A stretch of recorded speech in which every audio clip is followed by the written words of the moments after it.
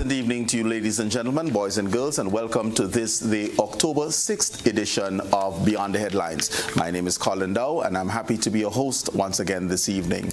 I always start the program by saying thank you. Thank you for giving up part of your Monday evening to join us in our discussions over far-reaching topics. This evening, we are going to be exploring the exploration of Grenada's hydrocarbon industry. So, Grenada's energy sector will be the focus, and we have with us this evening the chair of the Grenada Hydrocarbon Technical Working Group, Mr. Nazim Burke. Naz, welcome. Thank you very much, and good evening to you and to all of your listeners and viewers. Okay, excellent. No, you got introduced first just because you're the chair, because typically ladies first. Ms. Helena Inniss, who is a geologist by training and one of the consultants working along with the technical working group. Welcome to Grenada and welcome to Beyond the Headlines. Thank you so much. I always enjoy being in Grenada, and I hope what I do here will help the country get its goal. Well, you know, like all good Grenadians, we recognize the accent, and we know that, you know, we're only 90 miles north of you, so you probably could swim. And we welcome you warmly. We will discuss your Grenadian roots later, because there's no Trinidadian of African descent that doesn't have lineage either to Grenada or St. Vincent, or quite often both. Yes. Very well. And Dr. Gilbert Yevi, who is the lead consultant, petroleum engineer by training. Welcome to Grenada. Likewise. Thank you very much. Thank you, Collins. Happy to be here, and thanks for having us. It's an absolute pleasure, and this is critically important to us. Naz, if I can just start off with you, just by sharing, remind us, please, as a kickoff, what is the primary mandate of the technical working group? Well, again, good evening to everybody, and thanks for having us on the program. Before I say a word on the mandate, I think it's important to, in a sense, set the stage by saying that, you know, Grenada sits in an area that is proven rich in hydrocarbon reserves and so on. Yeah? And we share common spaces with common continental shelf with Trinidad, Venezuela, Guyana, Suriname to some extent. All of these countries are well-known and well-established oil-producing countries. Grenada is in that zone. We don't produce oil at the moment, but there's always been this belief that Grenada does possess commercially significant deposits of hydrocarbon. Seismic studies were done dating back to the 1980s, but nothing really happened since then. And, you know, there's been some false starts. I wouldn't go into much detail on that tonight, but there's been some false starts. In the end, when this government came into office in 2022, the Prime Minister, in his wisdom, decided that he wanted to determine finally, once and for all, whether Grenada does have commercially significant hydrocarbon deposits, and if we do, to do something about it. With that in mind, the technical working group was established, and we were given a mandate basically to fully explore whether and to what extent we have that kind of potential, and if we have it, commercialize it, monetize it for the benefit of the nation and the patrimony of the citizens. So among the things that we were specifically asked to do in our terms of reference, I'll just list a couple of them. Promote an environmentally friendly and socially responsible hydrocarbon development for Grenada. It starts with that, because we've maintained the position that if we can't do it environmentally and socially responsibly, we don't want to do it at all. If you can list it, because we will certainly go into some of these discussions. Second, we must know the hydrocarbon potential of Grenada's basins. Estimate the monetary value and potential societal contributions of developing those hydrocarbon resources. Attract credible investors for exploitation activities in Grenada. Prepare and update the legal instruments, Petroleum Act model legislation for enabling the industry. Prepare the local human capital and businesses to support and sustain the hydrocarbon sector. Set up the institutional framework to regulate and to manage the industry, and overall to set up Grenada's hydrocarbon sector for a sustainable long-term development for the benefit of the country. So this is, in a nutshell, is what we were being asked to do. So you're 2 years in, basically. Yes. What has been accomplished thus far? We have done quite a bit, and you have here with us tonight the experts. Our first responsibility was to get people on board who knew what they were doing, who knew what this was about. I'm not a petroleum expert. No member of the team is a petroleum expert. And therefore, if we were going to fulfill this mandate, the first thing we had to do was to spend the time identifying persons who had the competence, the knowledge, the experience, and the commitment to work with Grenada and to assist Grenada. And it took us some time to scout the globe and to find good people. Of course, Trinidad is a natural pit stop, because Trinidad, as you know, is one of the oldest oil-producing countries in the world. They've been producing oil before Mexico and Iran and some of these countries, yeah? And over 120 years. And so we looked to Trinidad, and we wanted, of course, to have lawyers. We needed lawyers. We needed geologists. We needed geoscientists. We needed petroleum economists. We needed, petroleum engineers. We needed people also who understood the economics of petroleum. We needed all kinds of persons. And we thought that the most important step that we needed to take was to get three people first on board. First, a good lawyer. Second, a good geoscientist. And third, someone who had the overall understanding, not just of the law and the science of it, but the commercial dimension of oil production and oil development. And we were able to locate Dr. Yevi in Benin, on the African continent, a very experienced man with years and years of experience working with many different oil companies and governments, and has worked in a number of the African countries, has worked in the United States, has worked in other parts of the world, and we were very happy to have him bring his team and his company as the lead consultants. We were very fortunate as well to get with us on board Helena, who, by the way, Helena first came to Grenada and was assisting us way back in 2012, while I served as the energy minister back then, yeah? She has always shown that not just a commitment to help us, but a love for Grenada, which is special. And so we knew that if we get someone like her on board, we would not only get good quality work, but we'll get commitment. And we are very, very happy to have her on board. We retained also a Trinidadian lawyer, Richard Beckles, who again has a very strong reputation in matters of petroleum law, and he is our key person working in that area. So these are the three lead consultants, and then they have their own staff and team members, other professionals, other experts who constitute the entire body guiding the work of the technical working group. Okay. Well, it seems like we searched near and far. Yes. So I'm saying step one really was to find good people to help us, yes. So I will start far deliberately. And Dr. Yevi, if you can, in looking at your bio, I see you speak of upstream oil and gas sector in terms of your work. So for the Grenadian population, because likewise in terms of an upstream expertise, Helena also has this listed. What does this mean? Okay, thanks, Collins. Upstream mean where you actually go look for the oil, identify how much there is, define how you are going to bring it out, and then from there, how you take it to the market. That's where upstream stops. So if you want the food chain of the industry, then you start with the midstream, where they take the oil that you took out, they transform it into the various products, gasoline, diesel, all the other important parameters. That's where they are in the midstream. The midstream also encompasses transportation.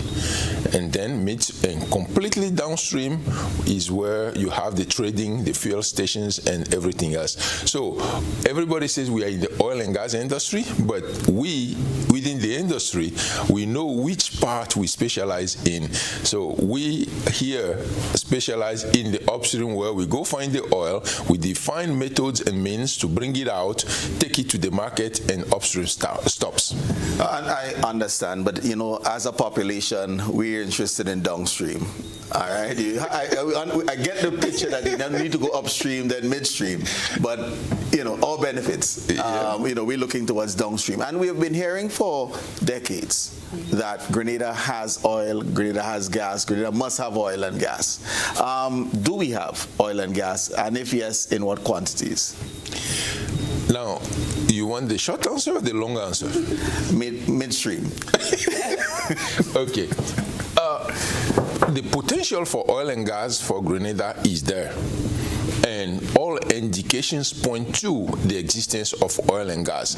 Our team has been looking at the data, and when we say data, there is seismic data. Seismic is a bit like your X-ray for your hands to see where the hand is broken. So our team has been looking at the data, and everything is pointing to the possibility of hydrocarbon existence. Now, let me just, as this is a general learning forum, for oil and gas to accumulate in commercial quantities, you need 5 parameters. You need what we call the source rock, which is nothing but plant and planktons and all that dies on the seabed over millions of years. Then the sediments piles up on those fishes, animals, plants that died, push them down. And as they go down with pressure and temperature, they become what we call source rock because it forms hydrocarbon. That source rock must exist. That source rock is there, then the hydrocarbon has to find its way to what we call a reservoir, which is a rock that actually has porous space. Porous space means a space between the sand grain where the hydrocarbon can come and, occupy. So you need a reservoir. And when you need a reservoir, you have a reservoir, you need a cap rock, which is a trap that is going to trap the hydrocarbon from escaping into the atmosphere. And once you have some of those conditions, and there are 2 other conditions that you need, which is the migration path and so on and so forth. Once you have all that, it's not enough to have them in space. They all have to work together to form a hydrocarbon accumulation that is commercially viable. So it is quite of an art from Mother Nature to have one. And we have been identifying each one of those elements within the Grenadian space. Grenada has 28,200 square kilometers of maritime area, and luckily we have data that covers all that area. So we've been looking at it, we've been identifying each element. We are yet to put them together and see if they are working together, and if so, where are the hydrocarbon accumulations? We are 3 to 4 months away from getting that answer. Okay. So we're not yet able to identify the potential of any reserves, and if so, in which blocks? Because I know certainly there have been a delineation between Grenada and Trinidad, and there are blocks that have been identified. Are we able to speculate, and I'm going to use that word loosely, which blocks may carry the greatest potential based on the seismic reviews you have done? Collins, you're asking the same question in a different format. Right. Yes. There are blocks that are more prolific or have higher probability than others. And we know of an operator, for example, in the area that has actually identified 16 prospects, which all of which hold over 14 trillion cubic feet of gas. That's what that operator said, right? We have not done the work to actually confirm or infirm that yet. But yes, there are some blocks that are more prone to hydrocarbon than others. Okay. Helena, I'm saying based on the work that we have done to date, that's all we can say. But the fact of the matter is, we are currently doing a regional work in the area, regional study, going from Trinidad and Tobago to Grenada, and we expect that we should be able to identify prospects that would contain either oil or gas or both. Right. And but we need to do that work now so that we can say, well, not quite definitively, because only the drill bit will tell you, but we need to do the work so that we can say, hey, this is an area that has potential, this is an area that has potential, and we could do some volumetrics and look at it and say, okay, we expect that we may get a certain quantity of hydrocarbons here. Yeah, But it's too early to say. We're not going to accept it too early to say. when we, as you speculate, again, looking at the data presented, those that seem to be highest in potential, are they closer to Trinidad? Are they closer to Grenada? Are they in the middle based on delineation? And this is why. We have a population that believe that Trinidad years ago stopped drilling down and drilling across and taking our oil. So by the time we start drilling, there's none left, right? And hence my question. No, the thing about reservoirs, they don't stop at the border, but the fact of the matter is you have to look at the seismic. You have to see where the structures are, and the structures do not, that's another thing. The structures may only be in one area. So you're looking at several areas and trying to identify a lot of different structures in the area. So when we speak about having prospects, a company needs to be absolutely sure. So we go from identifying leads, which is, it would probably contain hydrocarbon, but you map it. You have to map it. That is the first step in any exploration program. You must map it, and then after you map it, you look at other basins close by. So when you look at Trinidad and Tobago, that is just across the delimitation line, and we do have resources there. And the fact is, the entire basin, I would say, is almost awash with gas.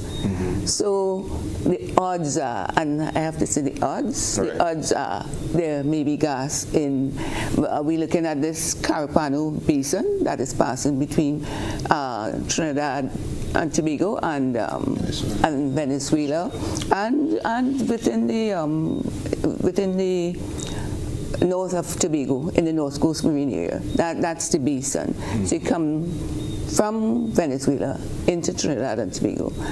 And there's no reason why it should not exist hydrocarbons.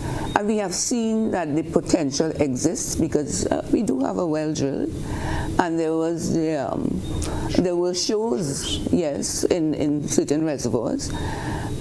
So we know that the potential exists to find oil and gas in Grenada.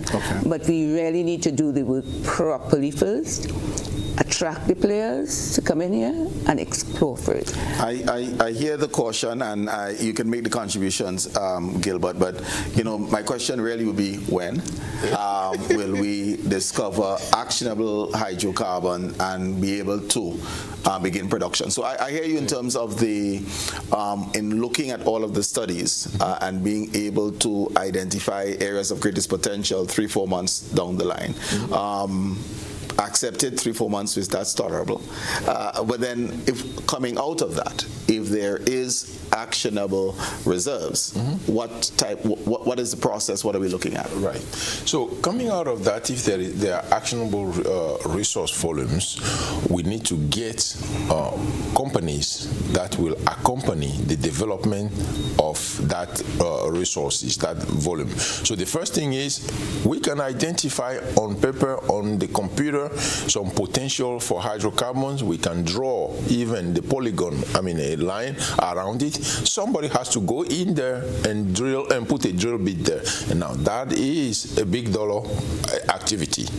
Okay, so a well could cost anywhere $50 to $90 million, right, to drill.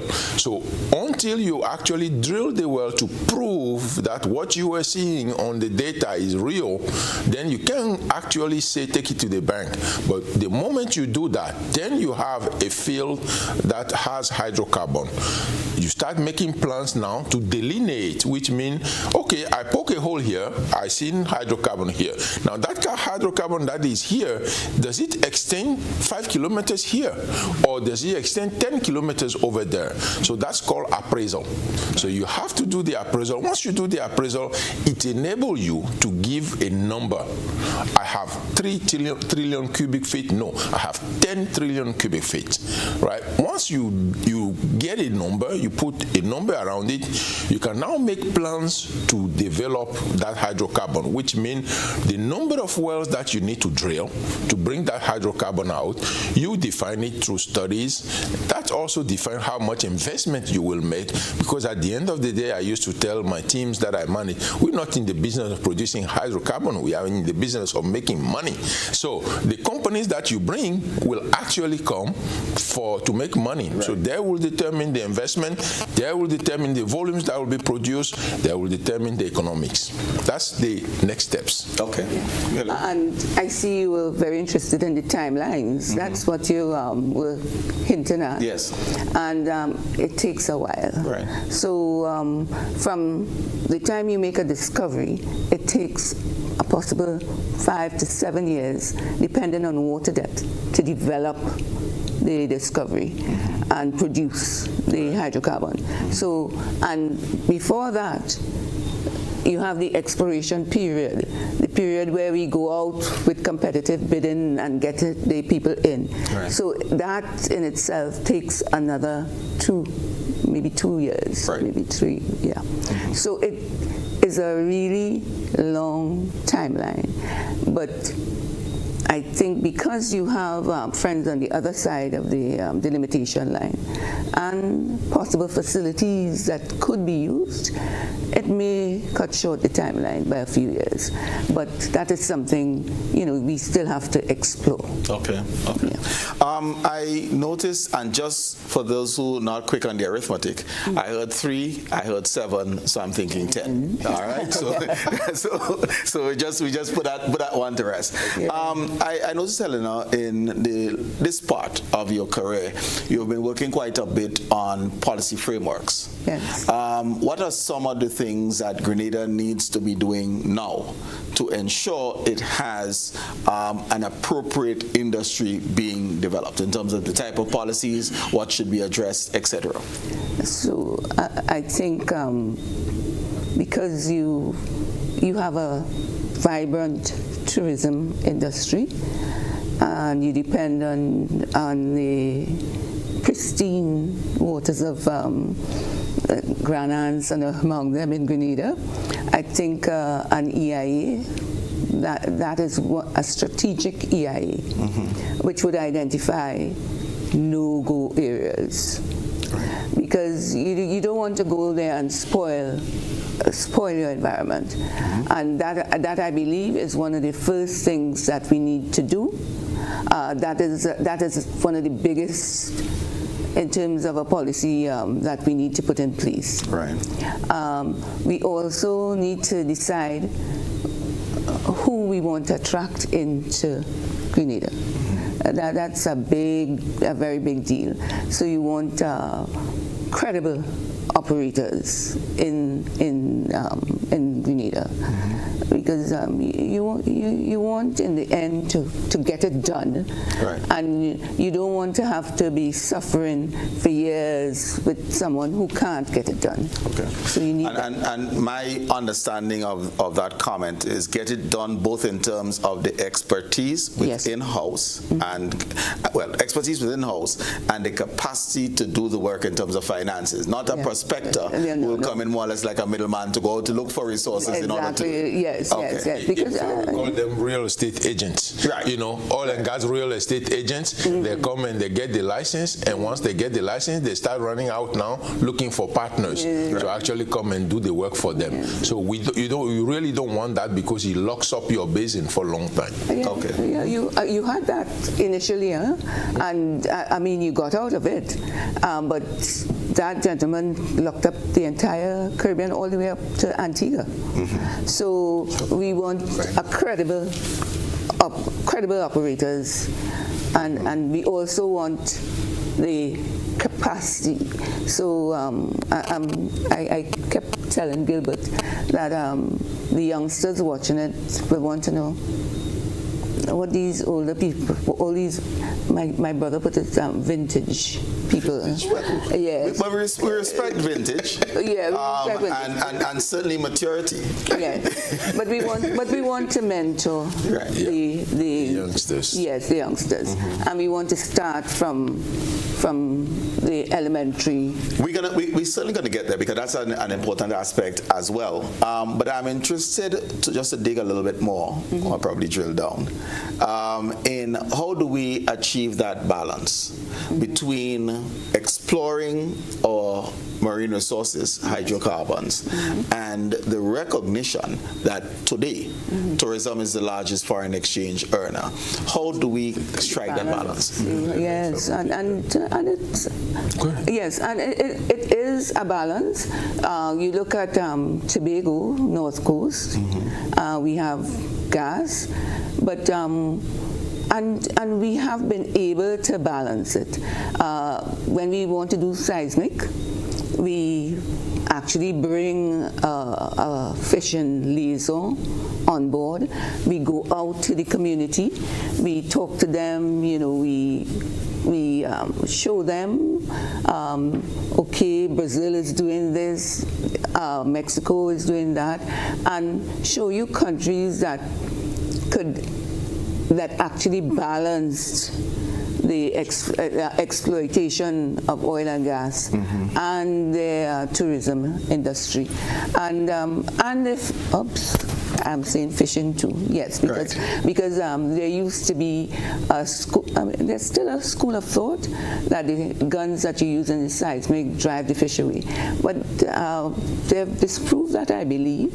Okay. And in fact, when you have platforms in the sea, what you find happening is you have reef growth, you have fish coming to the platforms. Right. So it's a good coexistence.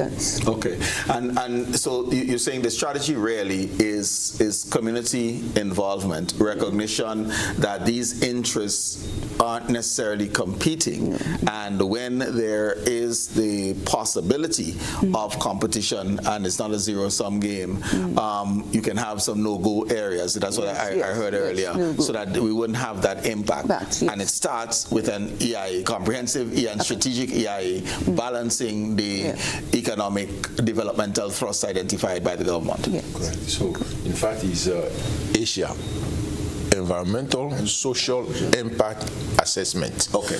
And so if you limit only environmental, you might miss the social part. Right. So I recall operating in a geography where actually, believe it or not, it has an impact on the fishermen. Originally, we excluded them from the studies, only to find out that, our activity actually has an impact on their livelihood, because they couldn't get their boats to come closer to our installations out there. So we had to now include them in the study and find ways for us to work together, and in the end, everybody actually benefit. Now, the perceptions of the oil and gas industry has not changed much from when it started with oil gushing from Texas, right? But technology has allowed us now to actually do things. You could even drill underneath a church or a mosque and produce it for a kilometer away. It's called horizontal well. And you'll be producing, sucking the oil underneath whatever you see, structure that's all fair with Trinidad. You see, you laughed when I mentioned it earlier. It was the Trinidad fair. It was horizontal drilling.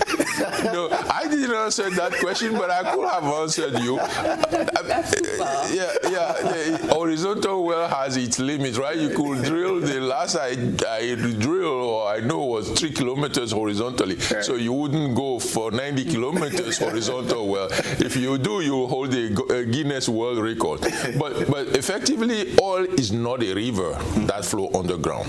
Right. So geology and Mother Nature is not that what you call it, generous to give us oil or hydrocarbons that flows over tens of kilometers. Right. So there are generally some breaks. Yeah, the reservoirs. There are some breaks in between, because of which you can say the accumulations are isolated. So that theory, a lot of countries do it. I will say my country, for example, in Benin, we are neighbored with Nigeria. Nigeria is producing what? Millions of barrels per day. Right? Benin doesn't produce anything. At least not just yet. It used to produce puny 10,000, 15,000 barrels a day until 1998. Why? Everybody in Benin thinks Nigeria, because they are next door, they are sucking the oil underneath our feet. So it's not only Grenadian. No, it's not only Grenadian. Everybody thinks that. But unfortunately, the geology does not work that way. So be reassured, your oil, hydrocarbons, if it is there, is yours, and it is going to be there. We're going to find it. We're going to bring it out. Okay. Okay. And wherever we think that there's the possibility that it might straddle the delimitation line, we have we could invoke joint development with Trinidad and Tobago. So in this era of partnerships, we do have some partners that sponsor the program as well. All right, so we'll take our first commercial break and we'll be back shortly. Okay.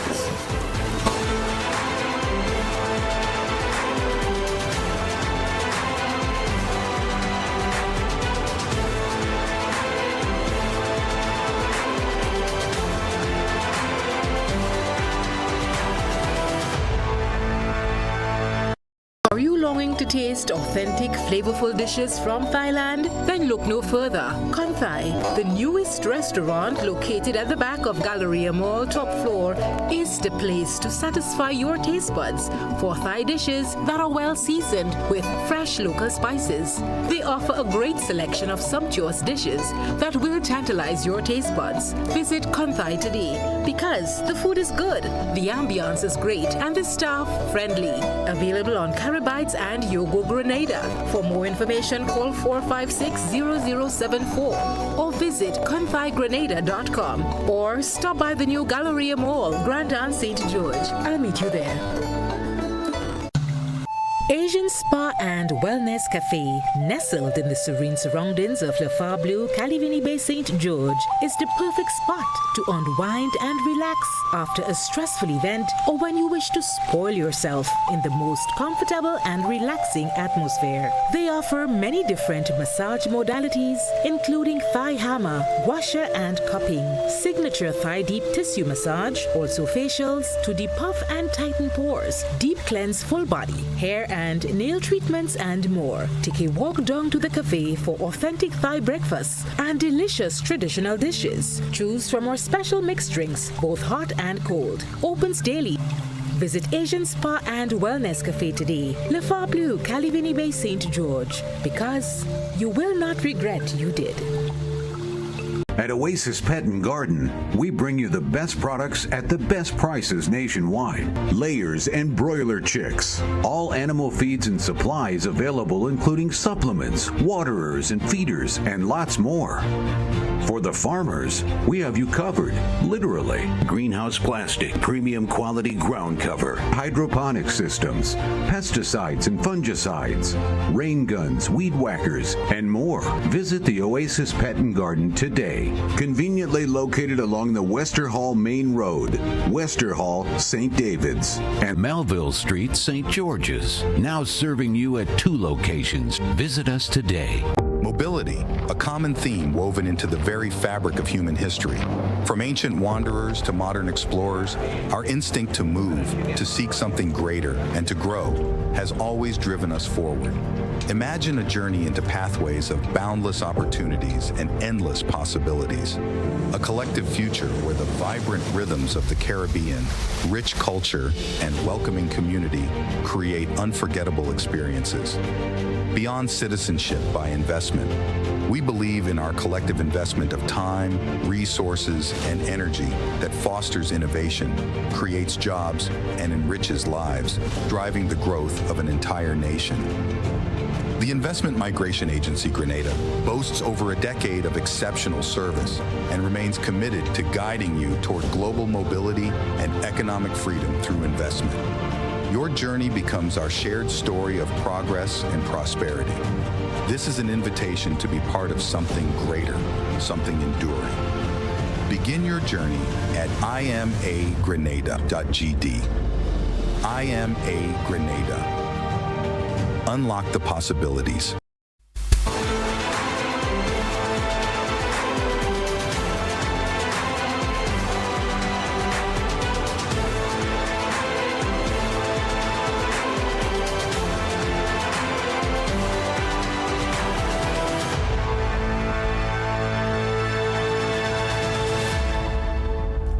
Viewers and listeners, we're discussing our hydrocarbon industry this evening. We have some esteemed guests with us, and let me just inquire, and Naz, you probably can help us out with this question by way of what are some of the things that government has been doing to support the work of the technical working group? And quite often, I mean, this probably comes back to finance and financing. Yes, well, finance and financing, as well as, being the party to the arrangements, you see. The technical people are working with us, but the government has to enter into specific arrangements with people, which the technical people help to facilitate. What I mean exactly is this. In order for them to do the work that they have to do, we need the data. We don't have the data. There are companies that do the seismic work, so they go out and they do the x-rays, so to say, and they gather that information.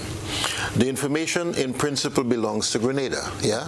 It is material belonging to Grenada, but the companies enter into an agreement with you that says that you must get copies of that information.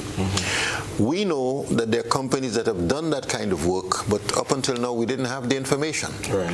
So the first thing we had to do was identify those companies and then enter into negotiations with them to get copies of the documents. Otherwise they can't do the work to do the assessment of the prospectivity that they need to do.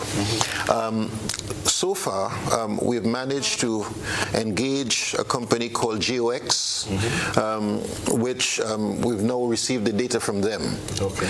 We've engaged another company, the largest one in the world, the largest seismic company in the world, TGS. We've gotten the data from them. We are now negotiating with those two companies to conclude what we call data transmission and revenue sharing agreements. That is to say, not only do we get the data, but as they sub-license that information to oil companies, right, and they get paid for it, we get a share of that revenue. So these agreements are well advanced in the negotiations, so the government has to play that part. Yeah? And once we get that information, then the technical people would now assess, evaluate that information, and try to create an integrated data set, a single data set from all the pieces that we have to create what she's calling the sort of regional stuff. I've heard you, but I'm listening for GPG because that's the one that has been in the news. So where are we with those negotiations and the data that they acquired? Well, we are still in negotiations. As a matter of fact, we have a meeting set for tomorrow. Okay. They're not in Grenada. This meeting is going to happen virtually, but there's going to be a meeting tomorrow between the TWG or the advisory committee, not the TWG, but the advisory committee meets tomorrow. The production sharing agreement that was signed between GPG and the government of Grenada made provisions for there to be a 6-person advisory committee that will meet and discuss the work that was being done and make recommendations to the government as to what should be done and how it will be done before the government will then consider and decide, the cabinet. That committee is chaired by a government-appointed person, so government has 3 members on the committee, and the GPG has 3 members on the committee. In this particular round, they've chosen 2 people, but we have 3 people on it. That committee is chaired by Mr. Richard Duncan, and we are meeting tomorrow. I sit on the committee as well, together with Rodney George. The provisions of the agreement says that we are free to bring our experts into those advisory committee meetings. So tomorrow there's going to be a meeting at which our experts will be involved. And among the things that we will discuss is precisely that. The data.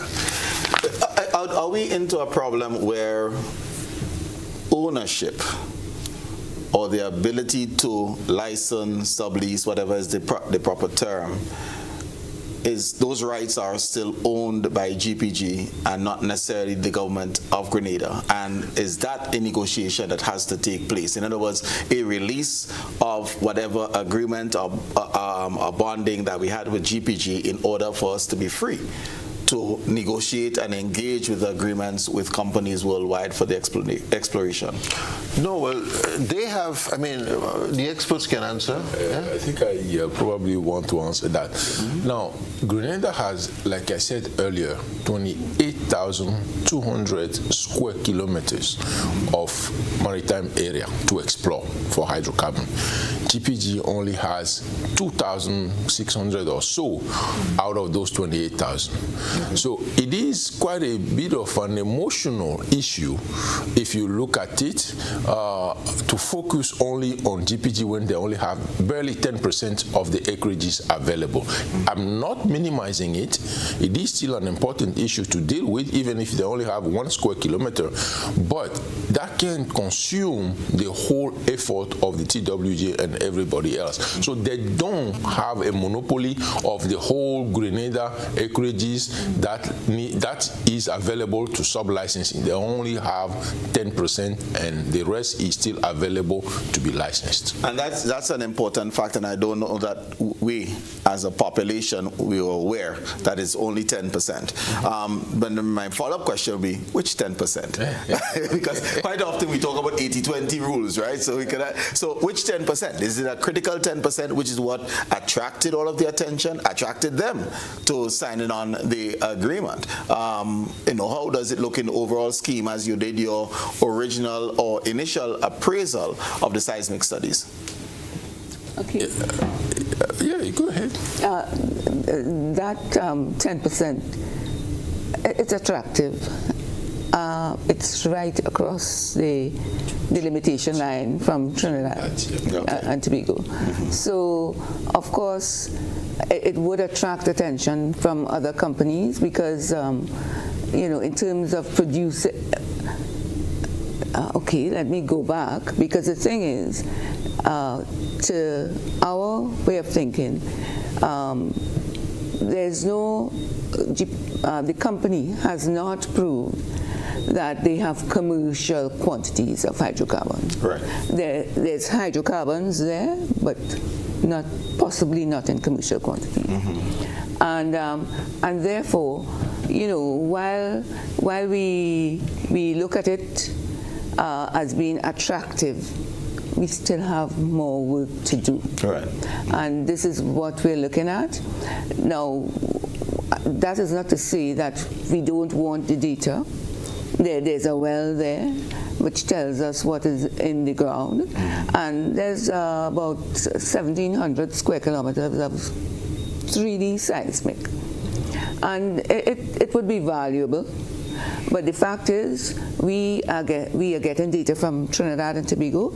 We have data on the Grenada's waters. Right. We're going to be joining them together and making one big data set. It is a really large data set. Right.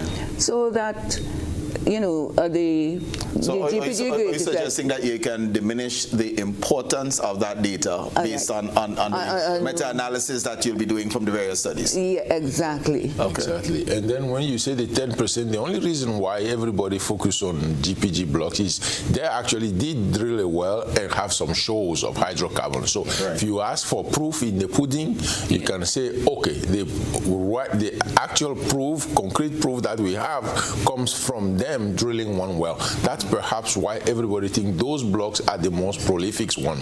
Right. So we could drill somewhere else tomorrow where we find 10 trillion, I'm just picking a number, 10 trillion cubic feet. So everybody will have forgotten about these GPG blocks. Okay. The point about that Trinidad data is also quite important. We signed an agreement with Trinidad back in 2012 that said that the two countries will cooperate in energy and so on. And not much had been done with that agreement since that time. However, you asked me, what have we been doing? We have re-engaged Trinidad in an active way to reignite that agreement and to give effect to the terms that are contained in the agreement. And among the things that we've done is to negotiate what we call a data use agreement with Trinidad.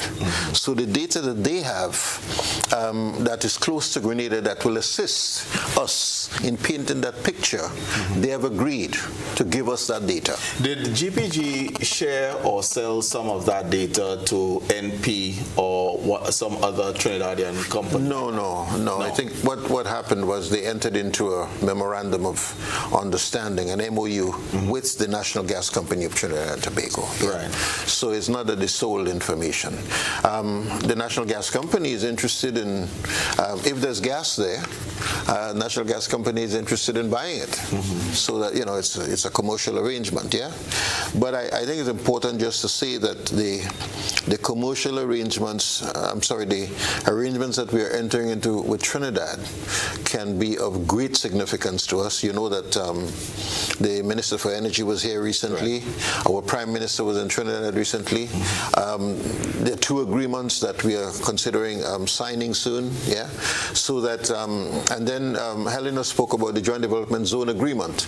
The agreement that we signed back in 2012 says if there are resources that straddle the border on both sides, then we can enter into a Joint Development Zone Agreement. So I just wanted to make a plug on that Trinidad agreement. Yeah? I think there's great potential for our work if we continue to cooperate with Trinidad. Yeah. Okay.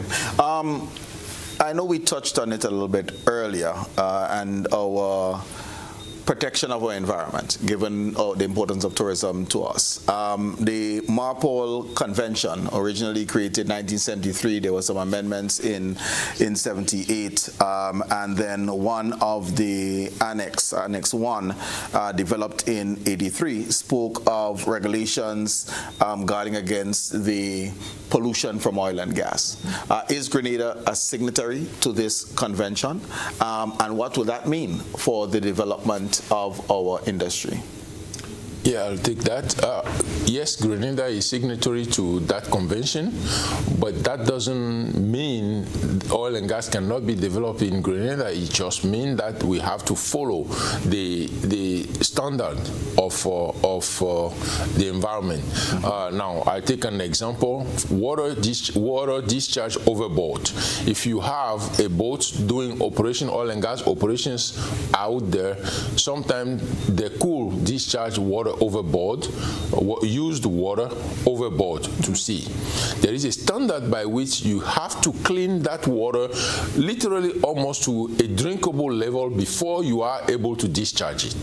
Okay. So there are norms, there are rules, there are regulations that need to be followed for the activity to take place. That Marpol Convention doesn't say, oh, because you are signatory, you should never develop oil and gas. That's not what it says. It says you must follow stringent oil and gas rules and standard, which we will follow anyway. Right.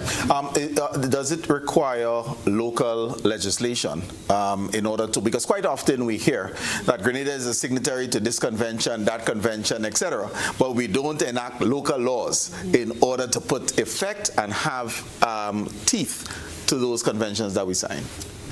Well, I don't know, Colin. I think that might be a very strong statement in the sense that I think we do. I'm known for making those. I think we do. I think generally when the government signs on to treaties and ratify them, generally local laws are passed to give effect to them. Now, enforcement remains a problem, not just in Grenada, I think in many of our countries, but generally the local laws will be enacted to try to give effect to the treaty.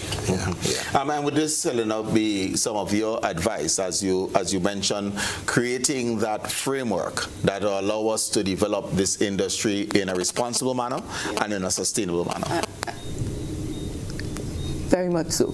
And what you probably need to do, though, is establish an authority which would look after these types of issues. Do get the standards drafted and put them out there. You put them out there for comments locally, and then you make them law. And what you find is you get a credible company coming in.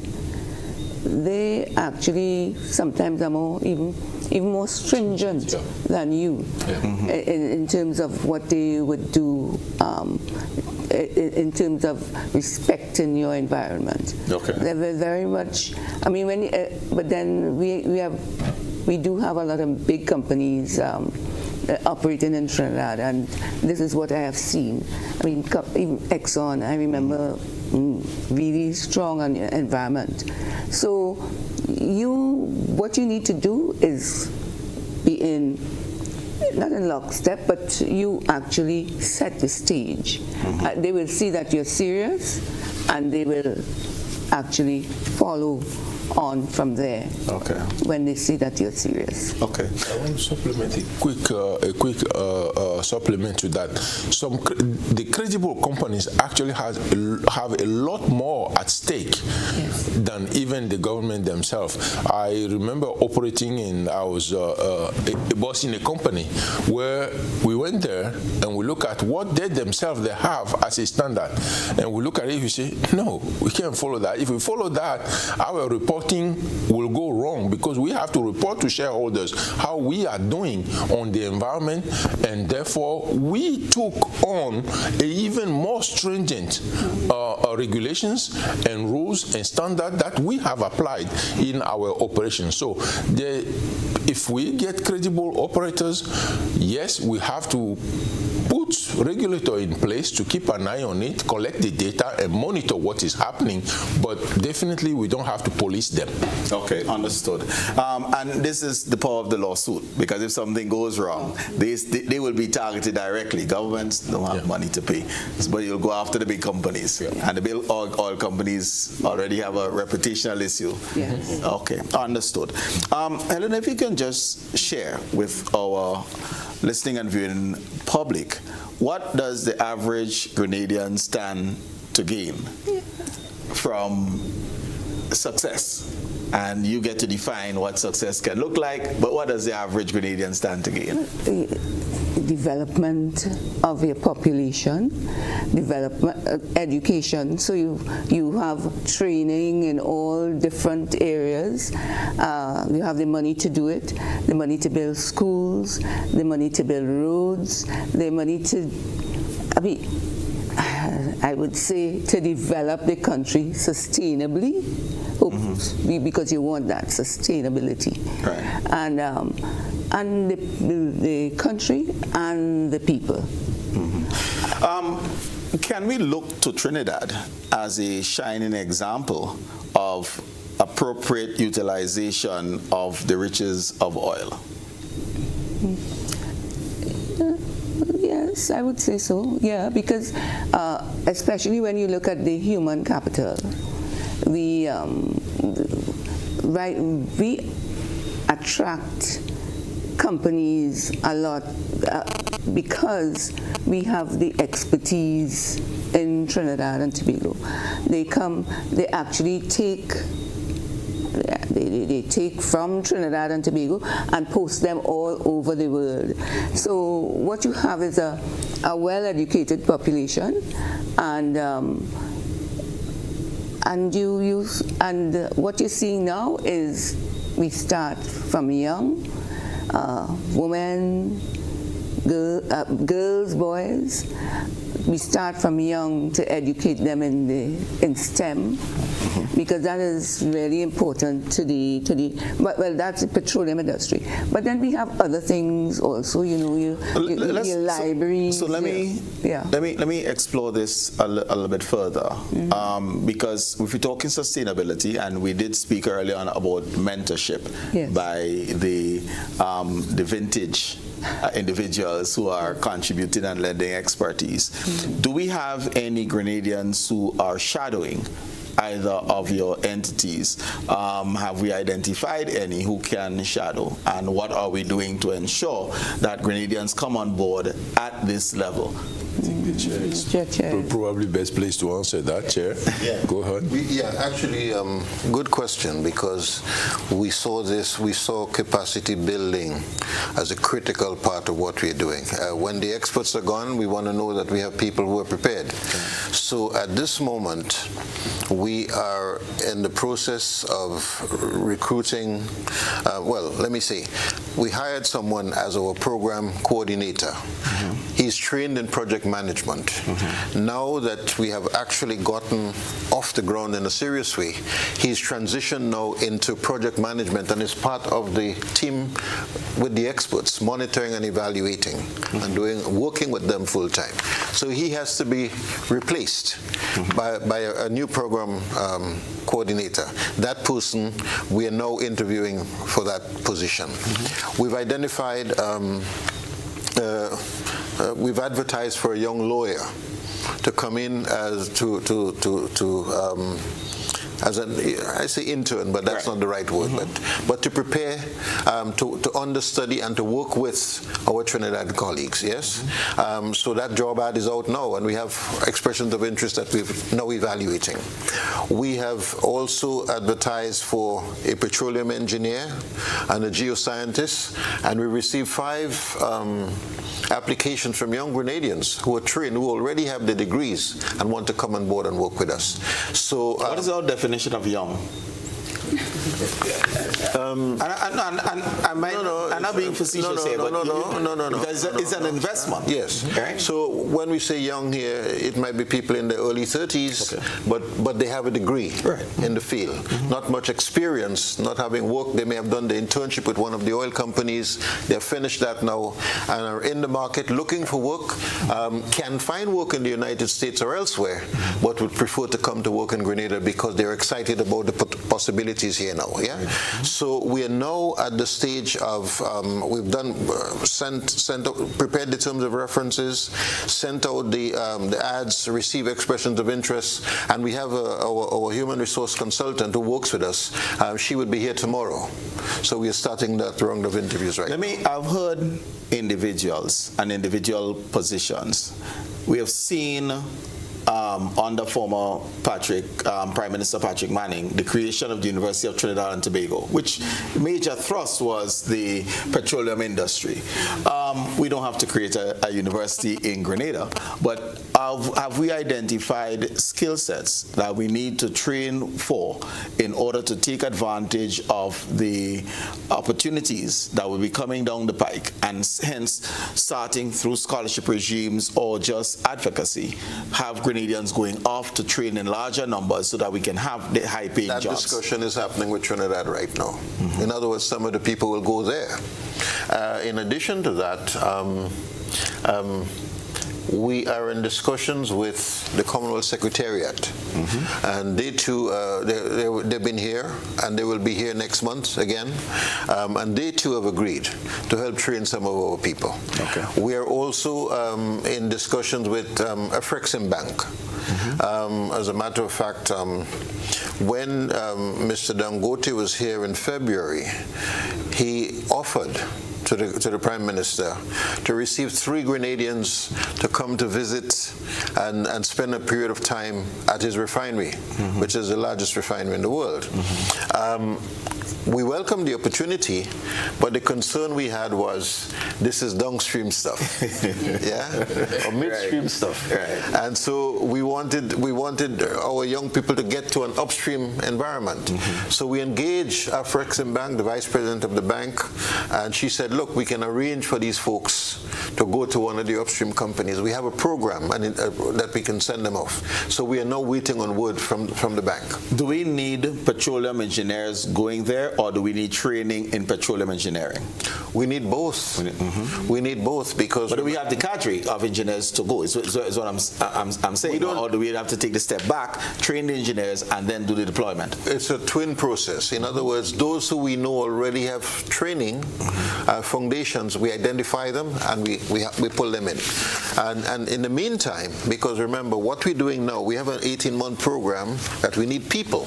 So we have to be training our locals, but at the same time recruiting individuals to help us to carry out the program over the next 18 months. And in that regard, Trinidad is a great source because what you have is a number of people who have finished work, they've retired, early 60s, who Trinidad is right there. They can come in, spend 2 years here and go home on weekends when they're ready. So we see this as a great potential to carry out the program in the coming days. So it's not one or the other. It's both.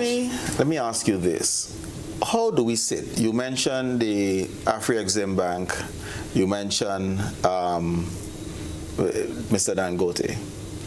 We observe the tensions, Venezuela, Guyana, Trinidad, to some extent.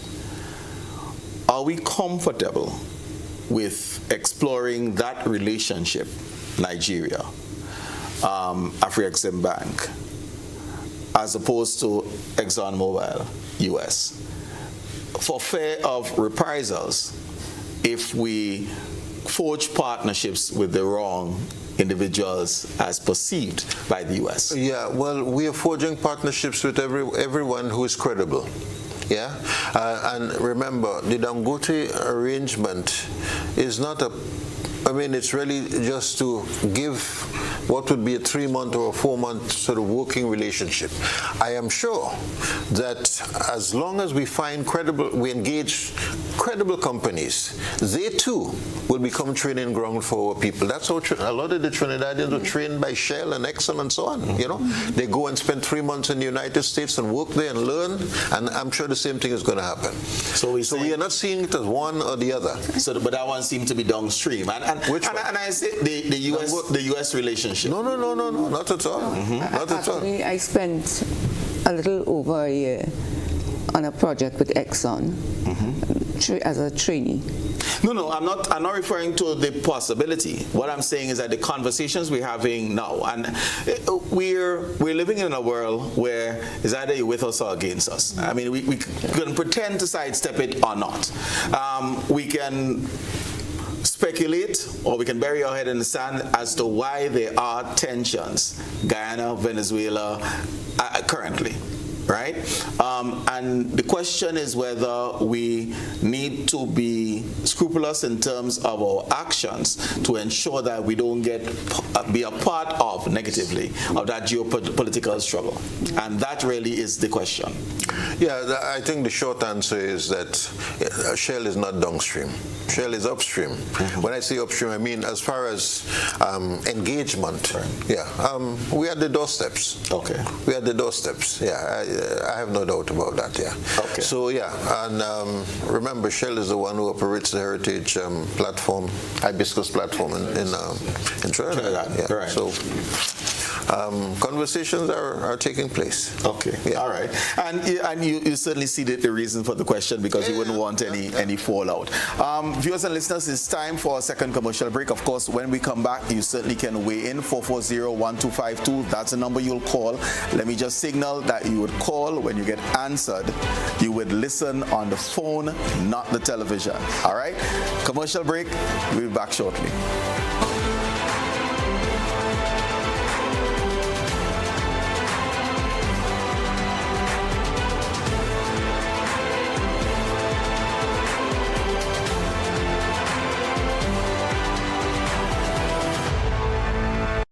Welcome is a caracou, small in size, rich in spirit. As you step off the boat, you're greeted by smiling faces and warm island vibes. Your adventure begins here. Need a cozy place to stay? The Mermaid Beach Hotel has been a favorite for years. Waterfront views, clean comfort, and located in the town. In Bogles, the Roundhouse Cottages offers rustic charm with a touch of elegance. A peaceful hideaway surrounded by nature. Prefer something private? Dowe Island Villas gives you space, sea breeze, and a home away from home feel. Wake up to the sound of waves and views that stretch for miles. We're ready to welcome you. When are you coming? Come on out, Grenada. Let's move to live. Sunday, October 26, 2025. Fitness walk beginning with warm-up at 2 p.m. at Progress Park St. Andrew. Organize your churches, clubs, family, and community. Great prizes to be won. Call 442-7450 to order your t-shirts now. Features and attractions galore to keep you moving. Hosted by the Health and Youth Departments of the Grenada Conference of Seventh-day Adventists. Grenada, the stage is set. Brilliant minds, fresh perspectives. It's more than competition. It's confidence, creativity, and critical thinking in action.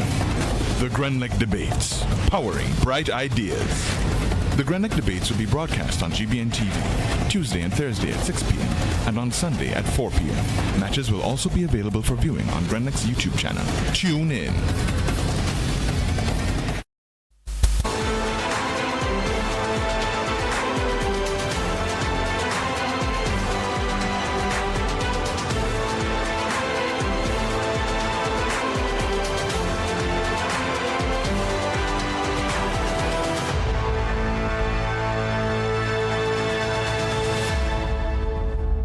Viewers and listeners, of course, we're discussing the potential of Grenada's oil and gas industry. So Grenada's energy sector, we do have a caller online, so we'll just go straight to the phone lines. Good evening, caller. Welcome.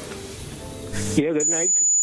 Good night to you, Colin, and good night to your guests. I'm here with some difficulty because I'm hearing, they seem very contradictory that we are talking about sustainability, we are talking about green economy, green whatever and blue whatever, but we are going into something that has been proven over the years to be disastrous.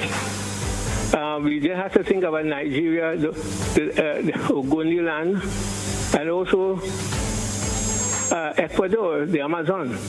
I actually experienced it last year again after 20 years, the devastation, the cancer, the fact that Texaco or Chevron now, they would charge $10 billion to clean up the Amazon and they're refusing, they're using all the power. Could we here, if anything happened, have that kind of impact on these companies? In 2007, a guy called Ian Ivey, a consultant from New Zealand, operating out of Trinidad, said to a workshop I was in, please don't go into fossil fuels. Attractive as it might be, it costs too much in starting up and getting. And it seems as though I don't know what happened to our people. Our leaders. What happened to us? We can't find other ways to really get to move from fossil fuel so that we can have renewable. We have relation with the Chinese. Why not work along with the Chinese for renewable or something like that? Why are we going into that? All right. Thank you very much. I got it. So we are on a platform, and Grenada actually is lead on a number of committees, and Prime Minister have been very vocal on the issues related to climate change, the conversations on climate justice, and the whole idea of green Grenada and renewables. And yet still we are exploring our hydrocarbon potentials. And I guess the conflict that the caller refuses, how do we juxtapose one with the next? We seem to be speaking about both sides of our mouth. Well, we are not speaking on both sides of our mouth. We are speaking from frontally, on the very front of our mouth, which is to say that development must be financed. It starts with that, yeah? Green development must be financed. So if you say you want to develop green, you want to convert all the vehicles here to electric vehicles, and you want to set up solar systems and all of that, and you want to do all the mitigation and adaptation measures that you want to take on, somebody has to pay, yeah? So you can't just say you're going to develop or you're going to go green. If it was free to go green, the whole world would be green. All right. Yeah? We have another caller, so let's just take that call. Good evening, caller. Welcome. Yeah, welcome. I have a question as it relates to gas drilling in Grenada waters. I remember vividly well.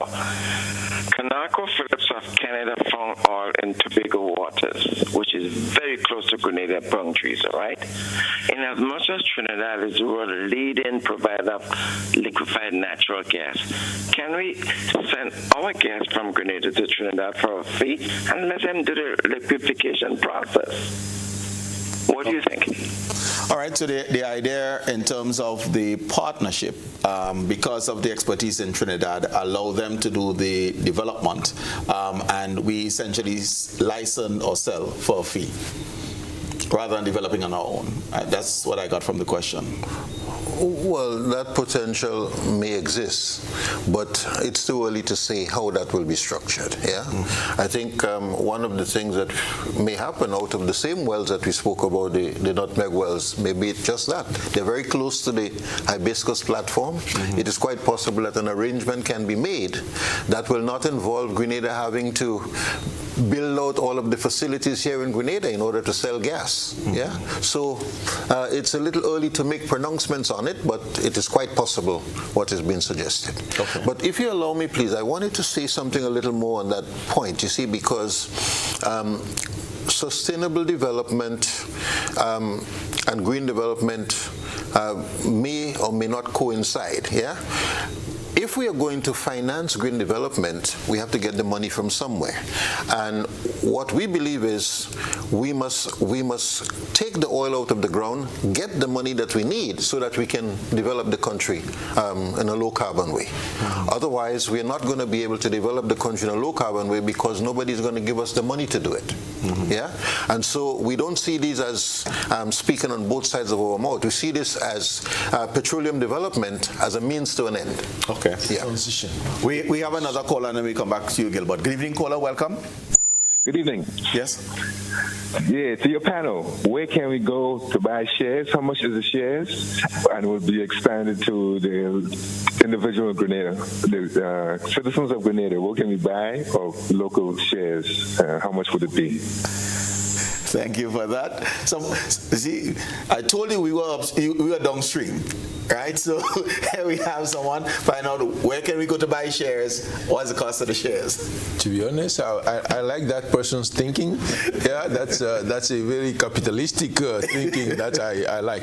But once the industry comes and we license these out, those licenses could form local companies that they actually put out on the market. We are not there yet, so keep on the lookout. Once companies get licensed, form local companies and do IPOs, you could buy shares. All right. We hope you have the money to buy the shares. Well, you can't outprice Grenadians, so there must be, shares for poor people. Okay, I get you. Definitely. Naz, how are we preparing Grenadians to benefit from this potential windfall? Because we have to be positioned appropriately for us to benefit. And where I'm going here specifically is my worry that we don't create a two-class system of haves and have-nots, which is a risk. And some observers may say, which is what they're seeing unfolding in Guyana. And how do we guard against that? Yeah, I think there are several things that we have to be looking at. I'm sure Dr. Yevi will speak about the local content aspect of it. Yeah, that's important.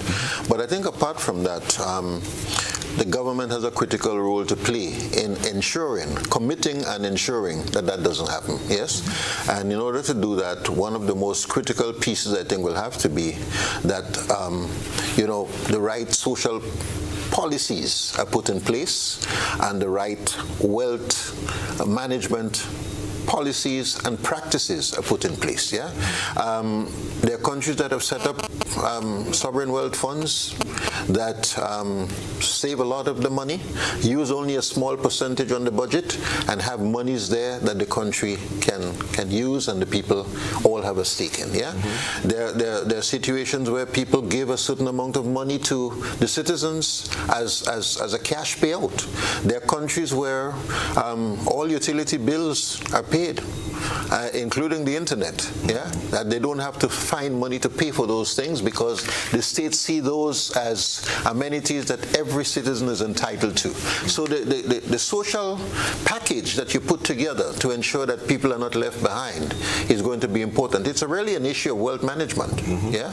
And of course, education has to be a critical part because as you train people and empower them and give them, and they have their skills and they can earn, you teach them also how to manage their money and how to prepare for their retirement. So it's not one particular measure.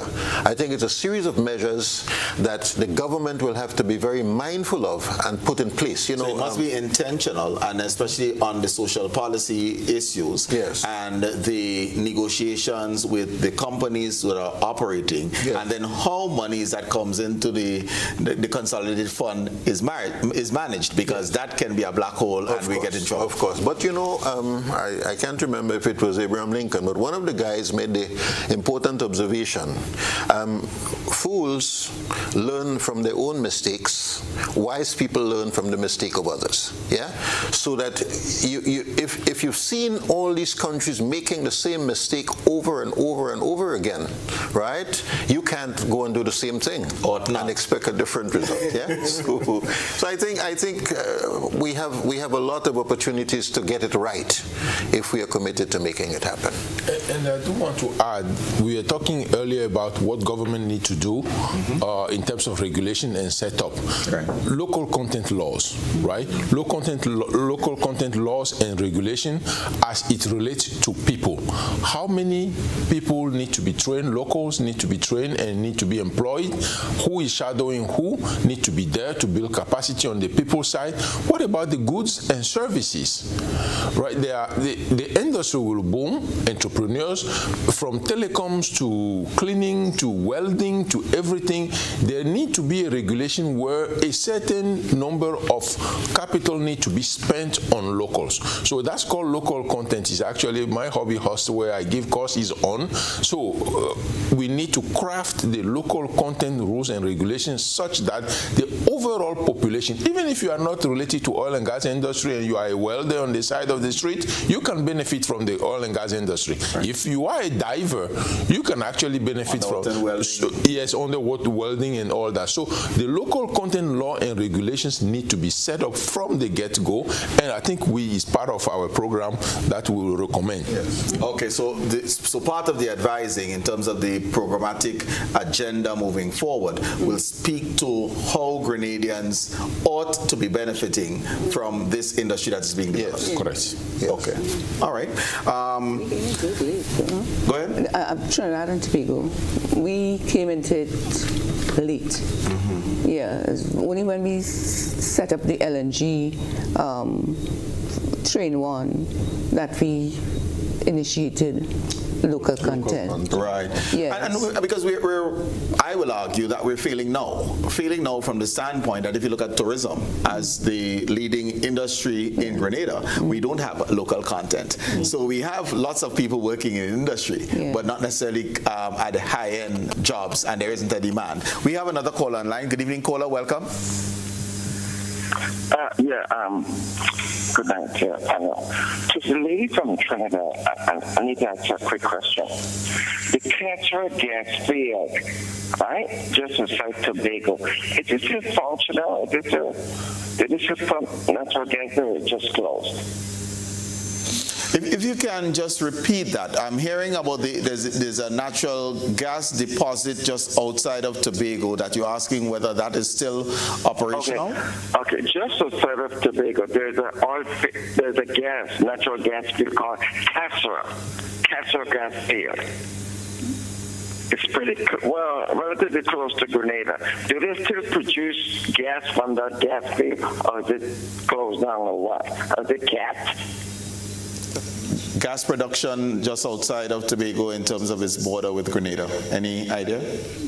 It's in North Coast Marine area, the hibiscus field, but it's far enough from Grenada. The question is whether it was operational. It's still operational. It's still operational. Yeah. Okay. All right. That was the question being asked. We quite often focus on, once we say hydrocarbon exploration, the negatives. The negatives to the environment, social negatives as well. Are there any examples of positive actions that have come about, re-environment, re-social standing, and I'm not necessarily talking about the local content that we referred to earlier, when a country would have gone in and developed this industry? I'm not quite sure I got you there. Are there any positive spin-offs? Because when our fear always is that if we drill for oil, it'll be negative for our environment. Is that necessarily so? And do we have examples of positive outcomes with this? I think you've told us about at least one. Yeah, there are a number of countries that actually there will be oil and gas activities there on the beach. You will not even know that that's what is going on. So there is a way of doing this where it does not conflict with the tourism and with the environment. So effectively, that provides a lot of not only a clean way of doing it, but also revenues for the local industry and for the local people. Coastal people who are in those areas actually have a higher benefit than everybody else when it comes to setting up industry. So yes, there is a way of doing it such that nothing gets harmed. Not the environment, not the people, not tourism, not fishery. Yeah. And don't forget, please, that we spoke about the no-go zones, yeah, because there are areas that you will say, well, we're not going to drill there. Remember, we have 28,000 square kilometers of maritime acreage, right? Yeah? So we don't have to do the beaches. You can use the entire space. Right. Yeah. Okay. I recall in the first town hall, this might be back in March or thereabout, we spoke of ancillary services that we anticipate will be developed or can be developed as we move into this industry. Have we identified any, just in terms of what will be a competitive or comparative advantage for Grenada? Some of the possibilities? Not yet, but that is precisely what the local content legislation and policies and regulations will do. In other words, that is the dimension that we have to look at. Okay. How do we now ensure that local people get a bite out of this entire industry? Yeah? Which industries you're going to create a reserve? Which businesses you're going to create a reserve? How are you going to ensure that when the workers are supposed to be fed on the rig, you don't have an American catering company bringing in the food? Yeah. In other words, these are things that you're going to have to put in place. So once you put the policy in place, then businesses will be able to utilize it. Yeah. And not only bringing a company in, you encourage your agricultural sector, because that's where the food is going to come from, hopefully. Right. Yes, so that is a big part of it. Okay, so we're looking at, so this is one, feeding the folks on the rigs. Are there other examples? Because we're new to this, so we're infants in it. So just ideas or examples of ancillary services that exist feeding off of, as it were, the hydrocarbon industry. If you can just give the listening public some examples. Okay. Well, there's quite a number. I reached out, I was going to look at a map or share a map. But there are quite a number of services, everything from hotels to flying to rotary wing, helicopter flying, right? Fixed wings, airplanes coming in and out, office buildings. There is everything is connected to the oil and gas industry. So you have existing activities that will benefit from a pickup in activities, and then you have others that will actually get developed. High-tech welding, for example, will be one. Telecoms will be another one, for example, that need to be high-graded. You will be communicating through satellite. We used to call it Turaya on the African side. So there will be a lot of activities that will be picked up that are not necessarily directly related to the oil and gas industry, and there is a whole bunch list of them. Whole list of them. Yes, I don't anticipate Grenada to start building oil rigs tomorrow or 10 years from now, but you never know. So there are three buckets of activities and services that constitute the local content. The existing one, ready-made, human resources, cleaning, food, hotels, transportation, telecoms. That's volume that would increase. That's volume that's going to increase. Then there is the next stage where it needs a little bit of push to develop. The specialist welding, the specialist diving, and those activities that are directly related but not too complicated. Yeah, that you can, with a little bit of policy and a little bit of investment, you can bring those, so you don't bring people from outside to collect that money. And then the third part, which is very specialized, like drilling a well, drilling rigs, and building platforms, that will take time. Okay. We have another caller online, so let's take this final caller. Good evening, caller. Welcome. Hello? Yes, go ahead. Hello. Yes, I wanted to find out exactly what plans you all have for training our young people here in terms of the actual production of the oil. Because sometimes countries become paralyzed when foreign entities who control the oil production move out with all the expertise, and we are left stranded. The countries are third world countries or developing countries are left stranded. What would we ensure that whichever foreign company or entity comes in here would make sure that our local people are trained in the actual production of the oil, in terms of people, the divers, the marine, the repairing of the gigs, Okay. All right. I think we got it. So we were talking of local content, but if we could just drill down a little bit more in what would be required in order for us to be intentional and ensuring that the skills are here in Grenada so we can maximize the benefits beyond just the oil coming up and being sold. And if I may start with this, and that's what we're talking about, regulations. So if you are bringing in a foreign worker, you need a work permit. You need to set up such that the foreign worker has to have a work permit.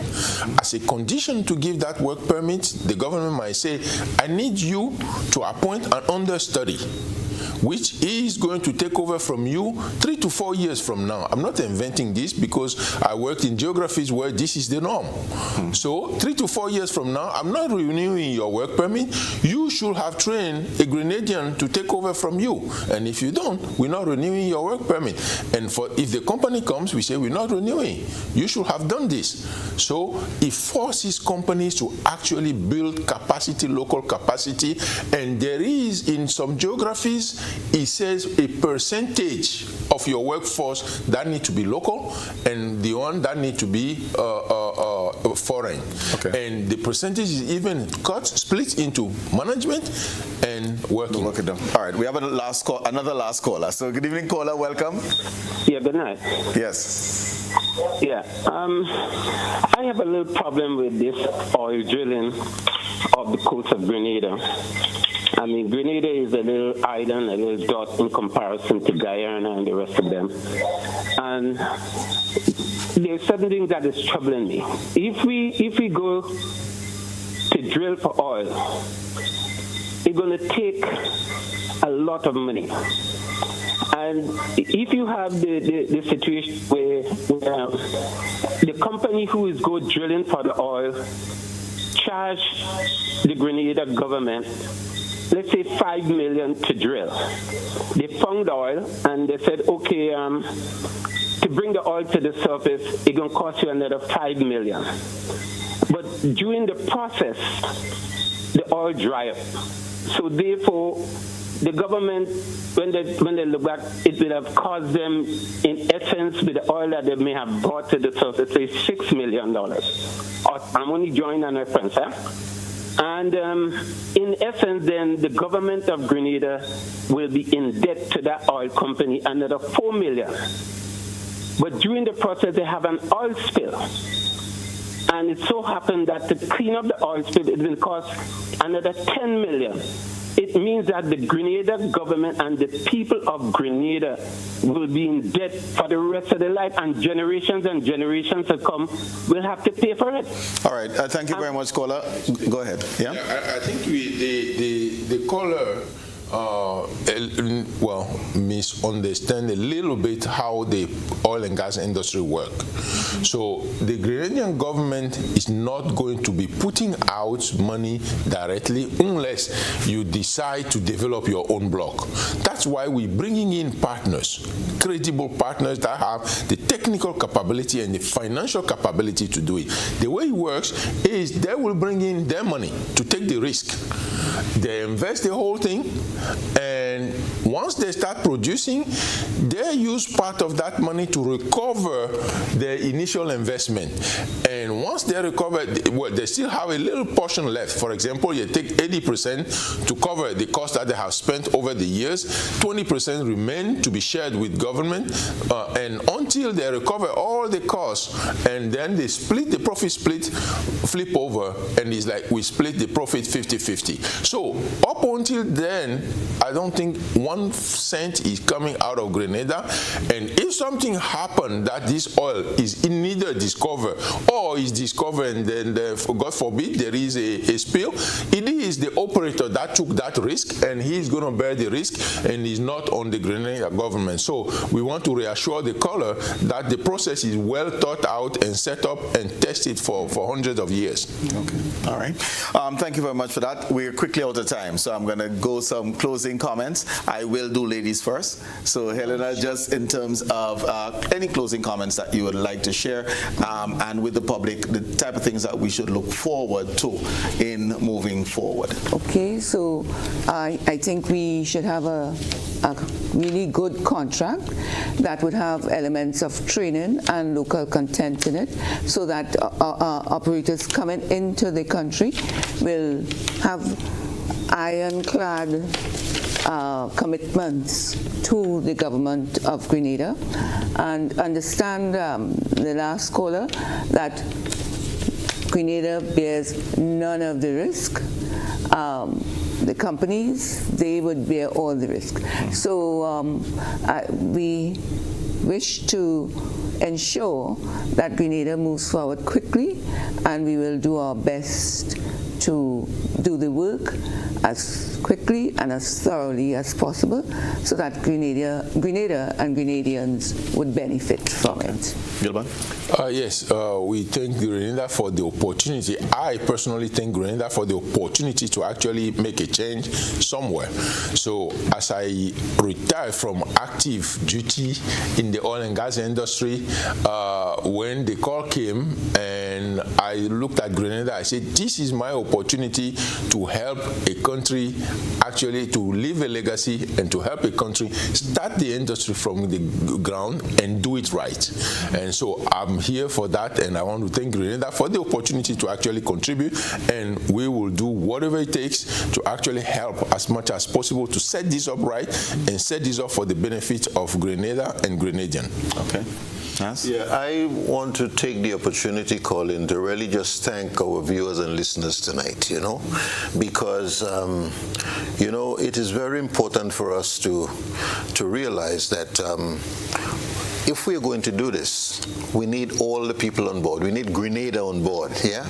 And it is very important for us as we try to explain what we are trying to do, that we know that the public is hearing us, is listening, is asking questions, is doubting things, is challenging things, and clarifying in their own minds what it will take for Grenada to make this possible. I believe that it is an extremely important initiative because really and truly when you look at our countries, we have very little resources. We're dependent on agriculture and tourism. Those things have their limits. We know what it is like with all the external shocks and annual hurricanes and other things that we have. We need something that can bring us substantial income to finance our development. And I believe that if Grenada has the potential for oil and gas, we should do it and do it together. It's not going to happen overnight. It requires patience. It requires maturity. We heard the timelines that were put to us. But if we stick together and commit ourselves to making it happen and not be driven by selfishness, but to prepare and think about ourselves and our children, I believe that this is one of the best things that Grenada can do to finance its development in a long-term sustainable way. So I am very thankful that you've joined us tonight, and I hope that when we meet again, we have several activities happening this week. By the way, we have a town hall meeting on Thursday night, and we're bringing together all of the... Where would that be? This would be at the Trade Center, at 6:30. Right. But on Wednesday, we're bringing together, as part of the Economic and Social Impact Assessment initiative, we are holding a stakeholder mapping session. All of the ministries and departments are going to be there on Wednesday morning, all day Wednesday and Thursday. Yeah, we have a 2-day stakeholder mapping workshop, and it's going to be opened. We'll have a feature address by Anthony Paul, a very renowned Trinidadian energy expert. He will be speaking on Wednesday morning, and we want to ensure that the public remains informed and educated about what we are trying to do, because we believe in the long term, Grenada will benefit. Okay. Thank you very much. Mr. Nazim Burke, Chair of the Grenada Hydrocarbon Technical Working Group, Ms. Helena Inniss, Geologist and Consultant, and Dr. Gilbert Yevi, thank you all so very much for your insights, your sharing, and your work in this industry fostering Grenada's development. And to you, ladies and gentlemen, for participating actively in terms of the calls, listening, and that wasn't too passive because I'm certain there were active conversations taking place in the living rooms and debates that will be ongoing. But as usual, thank you for sharing part of your Monday evening with us. It was an absolute joy as we embark on this new endeavor to ensure the sustainable development of our beloved country. Thank you very much once again, and I look forward to being with you in the next 6 days, 22.5 hours. Godspeed. Take good care.